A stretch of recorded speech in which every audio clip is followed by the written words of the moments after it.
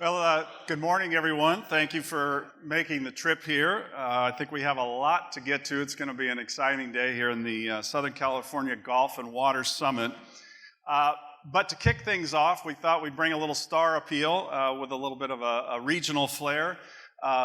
Many of you probably have seen the play of Sahith Theegala. He's a graduate of Pepperdine University, where I went. And of course, his father, Murley, works for the Metropolitan Water District here in Southern California. And if you've ever watched Sahith play, and he's playing at about 10:45 today in the BMW Championship. He's got an outside chance to be the Rookie of the Year on the PGA Tour. He's probably going to have to win a tournament here in the playoffs to do it, but an unbelievable young man, unbelievable golfer. But anyhow, Sahith has played a lot of golf here at Los Serranos and is a kind of a Southern California treasure really right now. And so he's going to kick things off with a few words. So let's take a look and watch the video and hear what Sahith has to say. Hey guys, this is Sahith Theegala coming at you from Wilmington, Delaware for the second event of the FedEx Cup playoffs. Welcome to my hometown of Chino Hills. Sorry I couldn't be there. Would have loved to have been there for this Golf and Water Summit. Shout out to all my Southern California associations and crews. Wouldn't be here without you guys. But yeah, just want to give a quick shout out to MWD and my father Morley has worked really hard there for 20 plus years. Him and his IT department have done a great job just kind of applying technology and human solutions just for kind of the water crisis that we've had in SoCal for a while. Just kind of growing up with him telling me about stuff and just how the company is. They've been doing such a good job to give our local communities, water, food, and importantly, water for golf courses as well. So shout out to all the, greenskeepers, superintendents, grounds crews. You guys keep golf going and are very underappreciated in my opinion. Without you guys, none of this would be possible. So just want to give a shout out, and I know there's just so much innovation going on in the agronomy and water management and course management side. So just thank you guys very much and hope you guys have a great day in there. And like I said, thanks for letting myself and future generations play this game that we love while, also caring for the environment. Thanks, guys.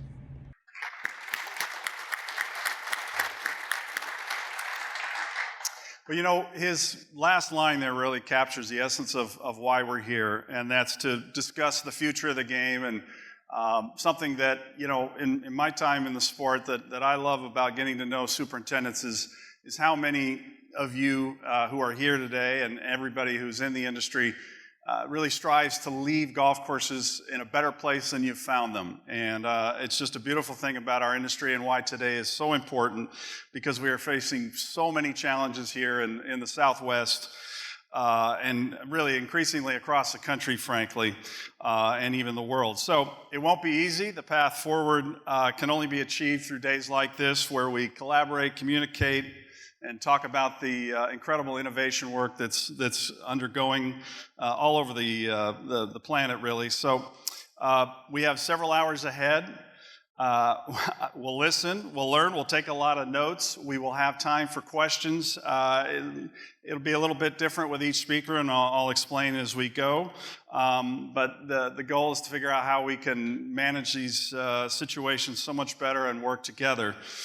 So to get us started, the people who are really behind this day and have done a beautiful job bringing in so many incredible speakers, Craig Kessler from the SCGA and Hunky Yoon from the USGA.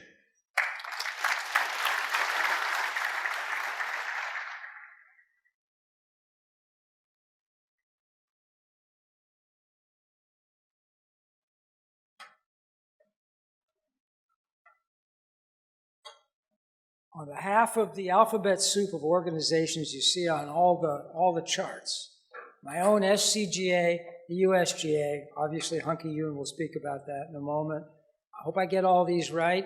The Southern California PGA section, the Golf Course Superintendents Association of America, the SoCal's chapter, the Golf Course Superintendents Association of America, the California Golf Course Owners Association, Performance Resource Management, I don't think I've forgotten anybody, and also our hosts here at Los Serranos, who, when I called up the Kramer family and suggested we might like this site, first thing that David Kramer said, and we want to financially support it.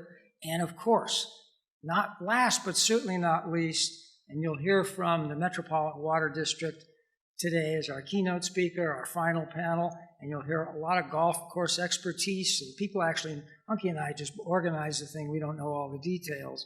You'll get a lot of information.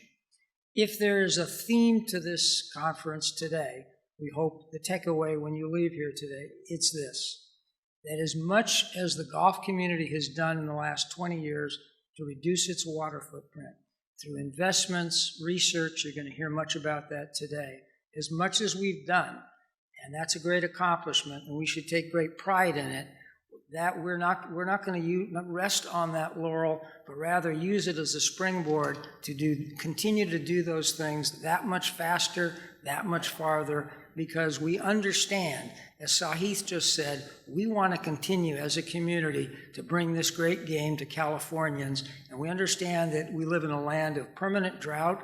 As we read the headlines every day, we can see the consequences of a warmer, drier climate, and you're going to hear, I'm not going to go into the details of that, you'll hear those ad infinitum today.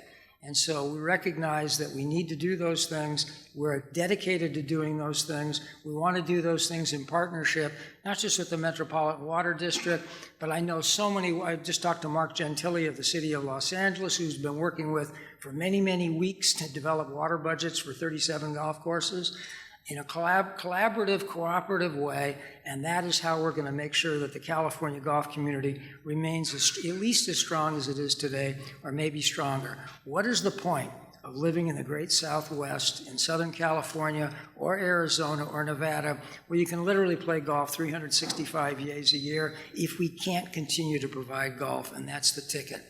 So what you may hear here today is a very high aspiration. So while we do want to be judged by our deeds and not just by our words, keep in mind it's better to fall short of high aspiration than to meet low expectation. So I think in a nutshell, that's the theme. I spoke first because I wanted to have an opportunity to introduce Hunky Yoon for a moment, because truth be known, a lot of organizations helped put this together. But there is nobody in this room who did more to make today what it is and what we hope it will be than Hunky Yoon. And I want to personally thank him and the USGA for the great work that you did here today. And I understand they're going to take this show on the road to Northern Ohio pretty soon. The issues are a little bit different there, and perhaps to Northern California and other parts of the country. Thank you so much for what you've done. Really appreciate it.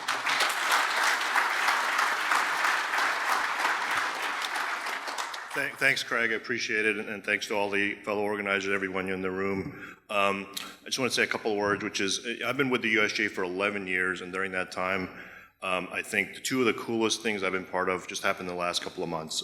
First was the inaugural U.S. Adaptive Open that we held in Pinehurst last month. So basically, any player with disabilities, physical, mental, emotional, had a chance to play for a national championship, get the stage. And what I found inspirational there, other than the stories, is the love of golf that they showed. And then the second thing, obviously, is the organization of this event, the passion, the interest, the collaboration that I found in all of the organizers, and then reflected by the attendance here and all you in the room is wonderful, and really gives us at the USGA a chance to see the work that we do and how it impacts local communities, and it's great to see. And I think what brings those two together is sort of the USGA mission and the vision for the future of the game, which is that anyone who is interested in playing and enjoying the game should have an opportunity to do so, regardless of where you come from and where you are.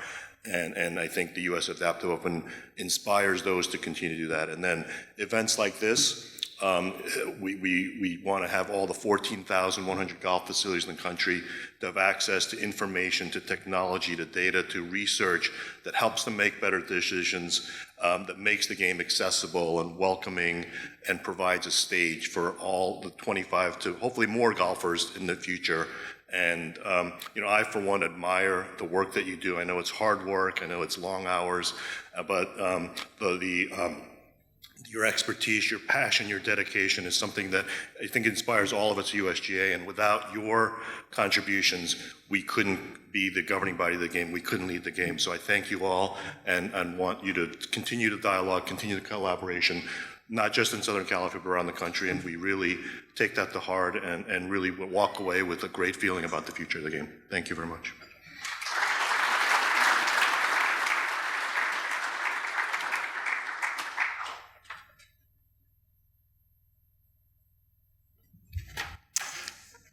Just a few housekeeping things before we have our keynote speaker. You have your badges there on the back side. You can scan a QR code on those, and that's going to be able to take you to all sorts of information, including some video of this today. So if there's anything you miss or anything from this today you want to share with people, you'll be able to do that thanks to the SCGA. You also have the same code option there on the center of your tables, and you're going to be getting a survey tomorrow morning to report on how you enjoyed this event. So that will help Hunky and people like Craig and the other organizations put on these events in other parts of the country. And our first speaker, you'll be allowed to ask questions, but we do have 2 microphones here. We ask that you wait till the end of the presentation. In his case, come on up, don't be shy, but he's got some incredible information to share with you. We also will have some panel discussions, and we'll handle the questions slightly differently for that. So this first section is a look at where we are with water and where it comes from, and how golf courses, especially in this region, use water. And so before we can plot any kind of a course and adapt to all these unbelievable changes and issues that the industry is facing, we need to know where we stand. And I can't imagine that there is a person in Southern California who's busier, more in demand, at least just based on reading the news every day. It seems like there's an incredible story daily about water. Some of it good, but most of it obviously concerning and affecting how we present golf courses. So he's the Chief Operating Officer and the Assistant General Manager of the Metropolitan Water District of Southern California. He first started working there in 1995. He returned in 2008, and he has an unbelievable presentation to give you full of all sorts of great information. So get those pen and papers ready to take some notes. Please welcome Devin Pudiat from the Metropolitan Water District. Thank you. Thank you, Jeff, for that introduction. Good morning, everybody. How are you today? It's wonderful to be here with you today at a crossroads for the industry that I work in, the water industry. Just so much incredible change. I saw a list of the folks that would be here, and I just wanted to get a sense, if you can raise your hand here in the room, if you're from the Southwest or you live or work in the Southwest. So most of us are here. So with that, how many of you are hearing from your own water agencies about the incredible drought conditions that we're in and have communication with them about that? If you can raise your hand. So most of the folks that raised your hands before. The interesting thing to me is we're hearing about these incredible drought events. And I'm going to talk to you a little bit about that. But at the same time that we're seeing those extreme drought events, have you seen what's happened in the last few weeks in terms of McCarran Airport? Twice in the last 3 weeks, McCarran had to shut down because they were inundated with water from monsoonal activity. If you saw some of the footage of what happened on the Strip in Las Vegas, you had Planet Hollywood flooded out the whole casino floor. We are dealing not just with drought. We are dealing with and facing variability in the water supply conditions unlike anything our industry has seen before. That's part of what we're facing and the challenge that we're going to be managing with in the coming years. So as was mentioned earlier, we're going to talk a little bit about the general background of Southern California and the water picture, and then we're going to get into some of these stressors and the tools that we're using to manage with those stressors. Do you guys have familiarity with this phrase that came from Mark Twain? He said, "Whiskey's for drinking and water's for fighting." Well, I can tell you, I'm half Irish, and I can attest to the fact that whiskey is indeed for drinking.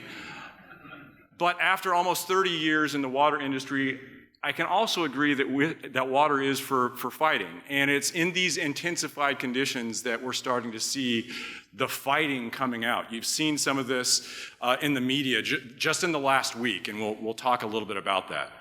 Let's start with who we are, where we are in Southern California. This graphic is the Metropolitan Water District of Southern California service area. You'll see that it spans in the upper left-hand corner from Ventura County down through LA, parts of San Bernardino, Riverside, Orange County, and then San Diego County all the way to the border with Mexico. When you look at this service area, our district provides about half of the water that is used in that service area.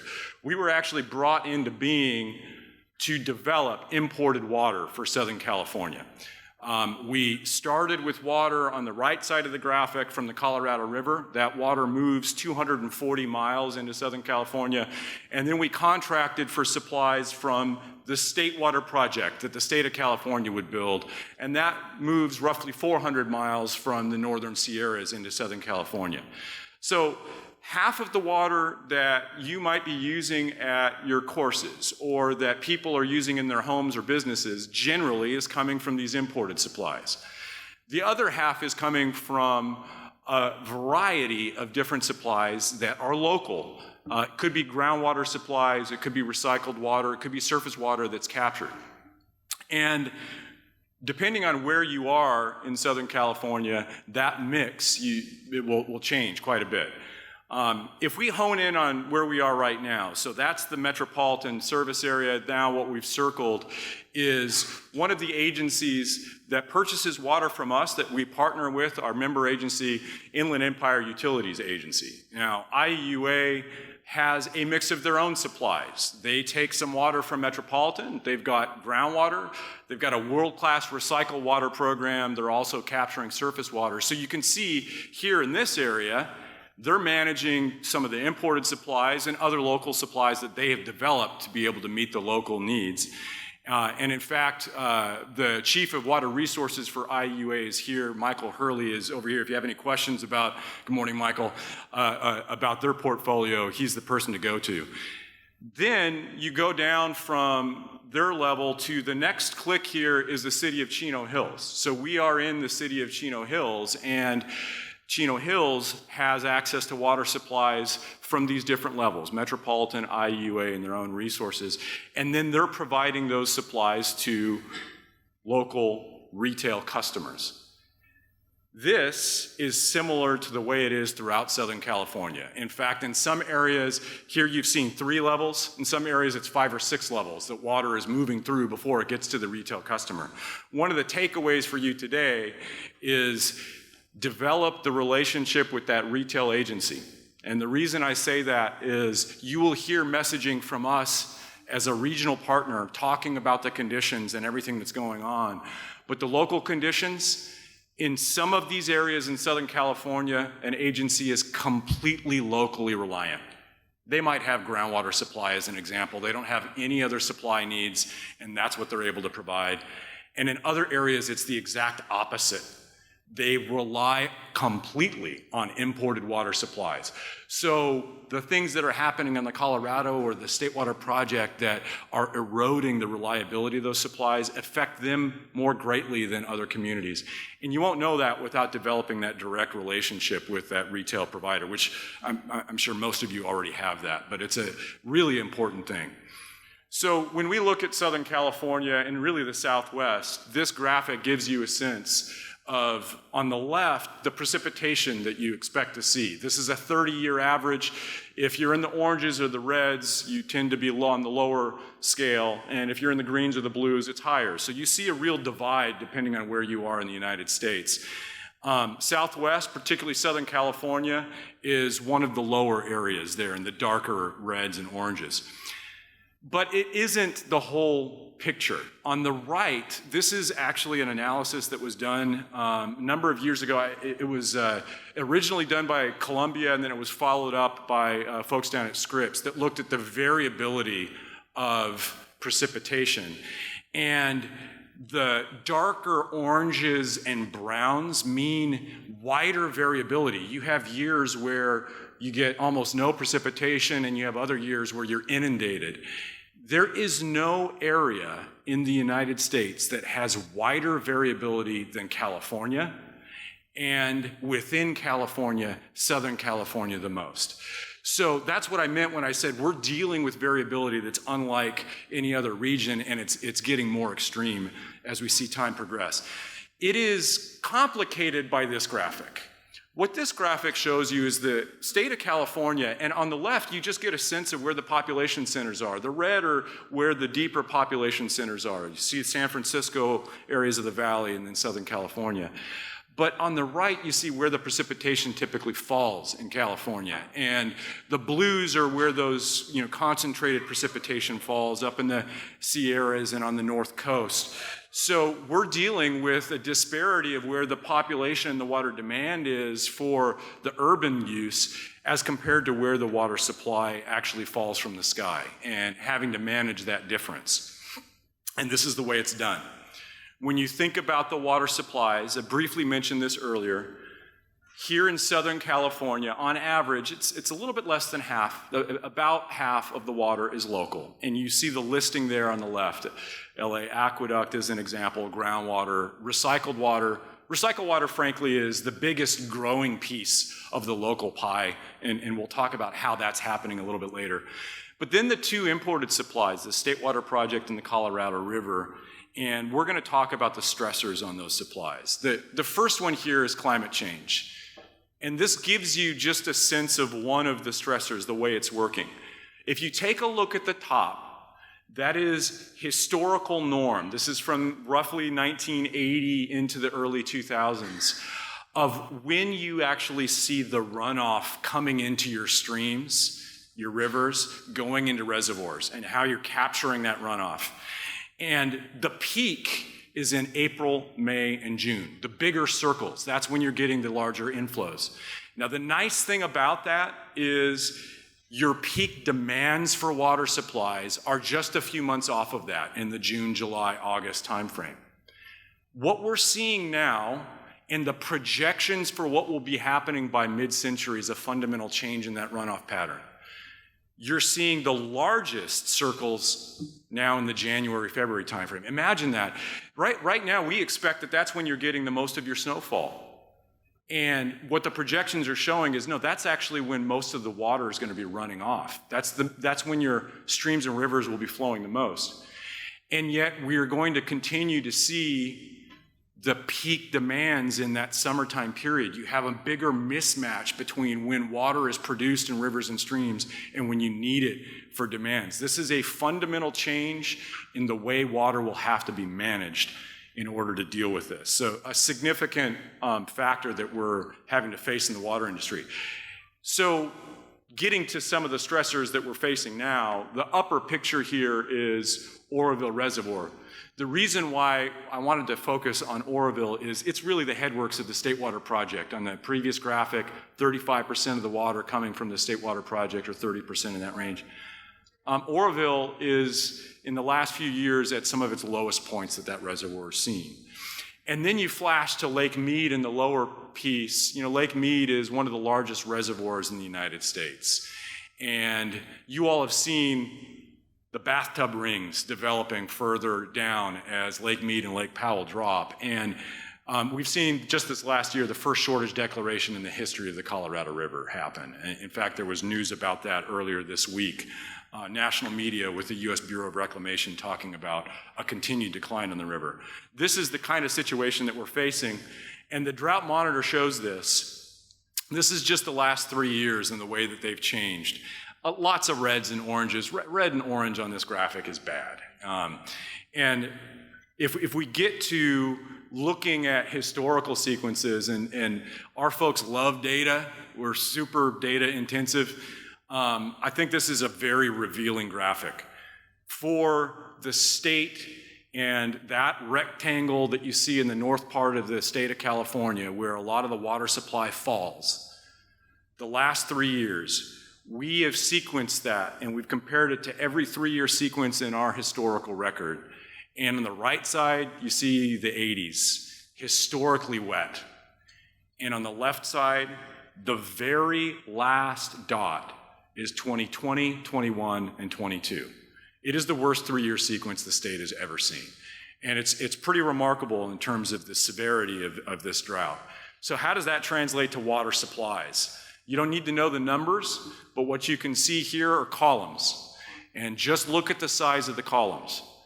The last 3 years, this is the amount of water that our service area here in Southern California has been provided by the state. It's the lowest ever. In fact, an interesting soundbite here is the state forecasts, looks forward and gives all of the water agencies projections of what they'll get.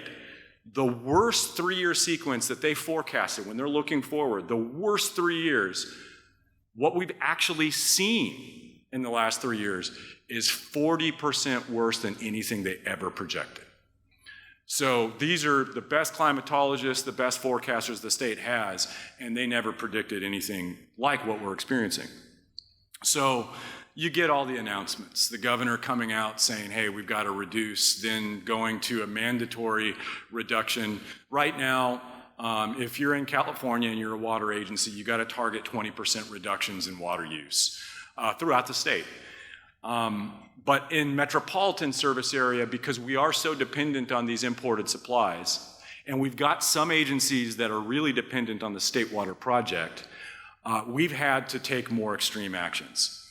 So this is that service area, again, but what you'll see is in the upper left-hand corner, this is the area that's in parts of LA County and Ventura County.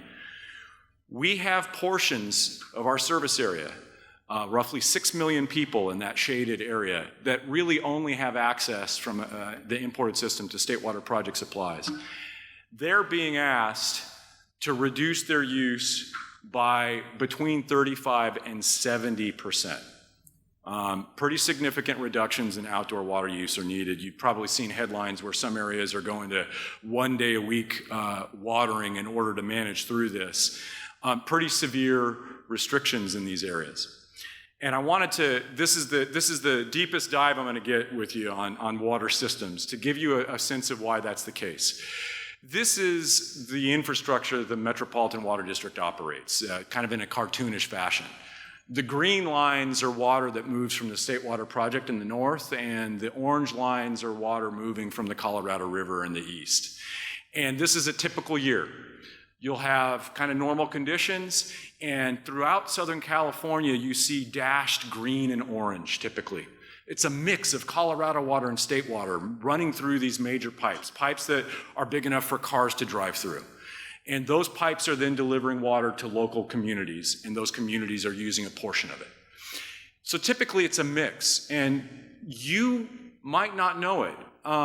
As course managers, you might notice a difference because the salinity level when we're delivering more Colorado water is a little bit higher. Or if it's a really wet year like 2017 or 2019 in California, the salinity level drops because there's more state water project supply and it's sweeter water, doesn't have as much salt in it. But this is kind of your average condition. This is what we did in 2017-19. Notice how it changes? Now it's green through most of Southern California because we're delivering that state water as far as we can, and we're backing off of Colorado deliveries. Our desire is to use that state water project water when it's plentiful, and that's what we did in 2017 and 19, and we put a lot into storage. This is the condition that we're in now. We really have almost no water from the state water project, so we're pushing Colorado water as far throughout Southern California as we can. Again, salinity levels are a little bit higher as a result of that, but it's wet water that people can use. But notice on this graphic, there's still some green areas. Those areas are green because they don't have access to the Colorado water.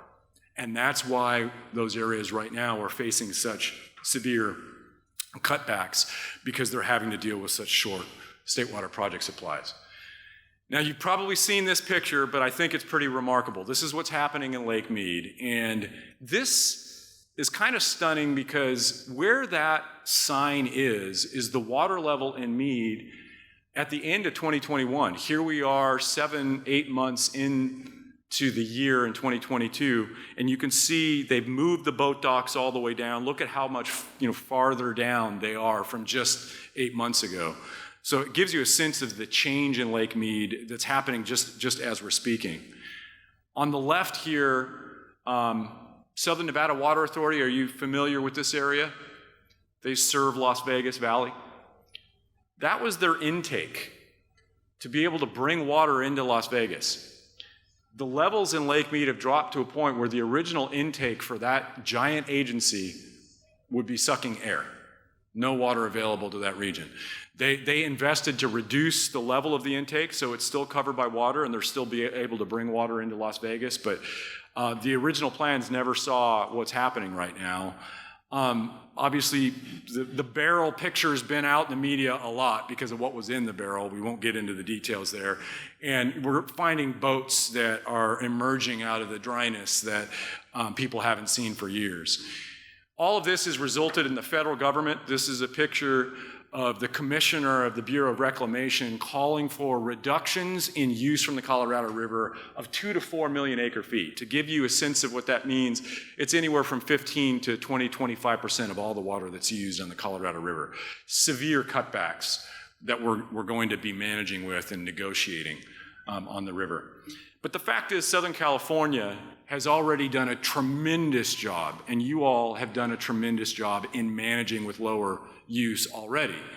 And I agree with the comments earlier. This is showing roughly a 40% reduction in per capita use in Southern California over the last 30 years. And this is not just, how much water people are using at their homes. This is the total water used in Southern California for agriculture, for golf courses, for residential use, industry, divided by the number of people, everything. And we've cut that by about 40% as the region has added 5 million people. So it's pretty remarkable. Our message right now is pretty significant. We've got to reduce use immediately to be able to manage with these conditions, and that's why you see some of these areas are going to the 1 day a week watering. There are many areas that don't have to be there right now, but it's probably the most extreme circumstance that we're seeing. And the actions that we as an agency in partnership with these member agencies throughout Southern California are taking are really in 5 areas. Our core, we're focusing on maintaining and managing the Colorado River supplies that are available to this region in Southern California. We are making investments to modernize the State Water Project. Some of these investments will allow us to capture storm flows where in December, as an example, this is a very, very dry year, but even how dry it's been in December, there was about 250,000 acre feet of water that flowed through the Delta out the Golden Gate that could have been captured. So reinvesting in that system to be able to make use of that supply when it's available will help quite a bit. The third piece is that we're investing in new infrastructure that will move water throughout Southern California in a way so that eventually, those graphics I showed you earlier, there will be no area that is pure orange or pure green. You'll be able to get a blend of water throughout that Southern California region in a way that can't be done right now. The next piece I'm going to talk about is our Pure Water Southern California program. This will be the largest water purification recycled water program in the nation when it's completed. That will add new supply into the mix in Southern California that will be very important for us, reducing our needs for imported water. And finally, a campaign to focus on turf and non-functional turf. The idea of eliminating non-functional turf to become more efficient, particularly in the Southern California region. And here is just one clip of an analysis that our staff has done in partnership with the City of Santa Ana. Why is this important? City of Santa Ana, when you look at their per capita water use, has some of the lowest per capita water use in all of Southern California. And this is an aerial analysis that looked at where turf is in the city, coupling that with the water use.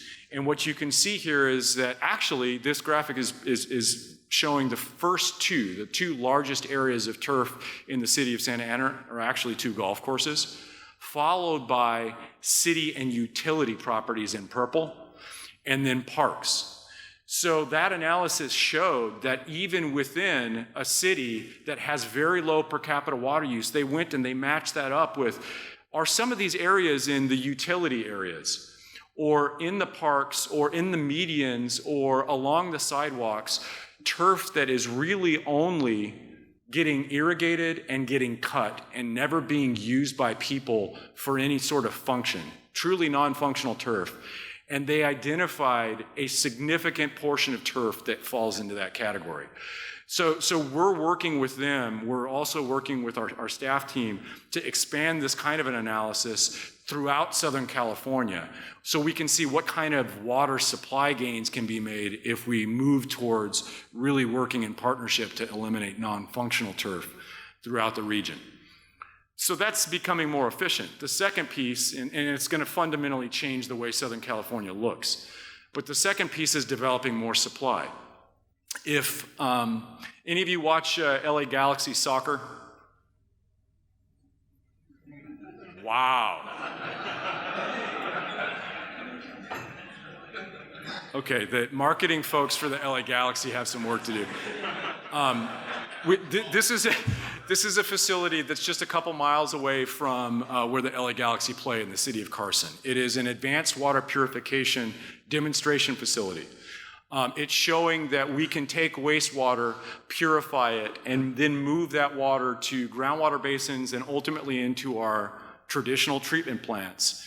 And that water will be able to move throughout Southern California and become a new supply. In terms of the amount of water that we're talking about, it will be the largest facility of its kind in the United States. And when you think about the amounts, it's roughly 500,000 homes.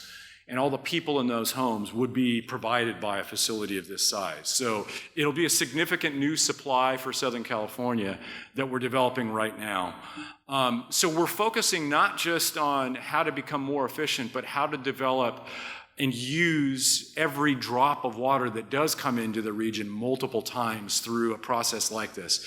This augments recycled water work that's happening throughout Southern California with retailers. And you can see here the system that we're developing in order to make that happen. The nice thing about this system is the City of Los Angeles is going to be developing a similar system with their wastewater treatment plant, and we're envisioning that there will be interconnections between those two systems as they're developed. So it's a regional water purification program. But even with this program, we're talking about it being about 10 years off before it's producing the large-scale water supplies. We want to work with you in partnership. As we're doing all of this, the fact is that we run pretty aggressive programs to help folks focus on accessing recycled water supplies and to become more efficient. Rebates for turf removal, for hooking up to recycled water systems left and right throughout Southern California. I'm not going to get into the details of these, and the reason why is I simply wanted to tee them up that the last panel today will be talking about many of the incentives that are available through these programs to partner with you to focus on how to access these programs, alternative supplies, and efficiency incentives. The last thing that I want to just leave you with is, as water agencies, we're having to retool all of our plans. We're coming out with new conservation plans. We're having to develop what we call urban water management plans that look at how we'll be reliable in the future. The last thing that you want in the Gulf community to do is to be at the public hearing for one of these plans, registering comments with the water agency for the first time. You want to be there hand in hand with your local water retailer and with us, the Metropolitan Water District, helping us to develop those plans. We're here to serve your use. That's why we're in existence. So partnering together to understand your needs, how we can help you become more efficient and meet those needs, then works its way into those plans. So by the time you see the public hearing, you're sitting back saying, they're doing exactly what they need to be able to meet my need, as opposed to coming in and being somebody that's trying to influence the plan on game day when it's really already been developed. We look forward to working with you in that partnership, and I don't know if we have time for questions, but I appreciate the interaction with you as the day unfolds. Thank you very much.